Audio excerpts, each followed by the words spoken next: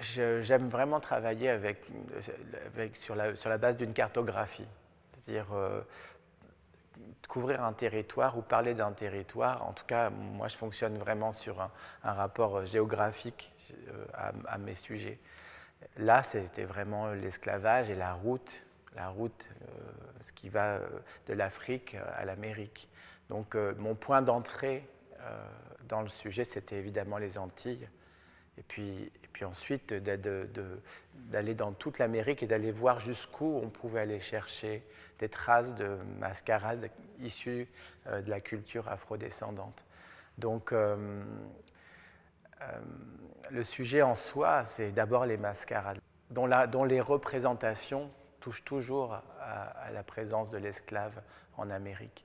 Je dresse un inventaire un peu, j'allais dire un peu exhaustif, mais non exhaustif, des mascarades américaines autour de cette histoire de l'esclavage. Mais en cheminant sur ce projet-là, j'ai trouvé des formes récurrentes, on m'a raconté des histoires, j'ai dû m'intéresser par exemple à la façon dont a été menée l'esclavage dans chacune de ces régions avec des identités différentes, très différentes par exemple si on prend le Pérou et les Antilles françaises.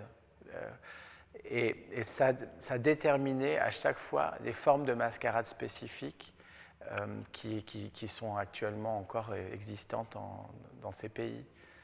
De voir qu'on représente dans les mascarades toujours maintenant les traumatismes de la maltraitance de l'esclavage.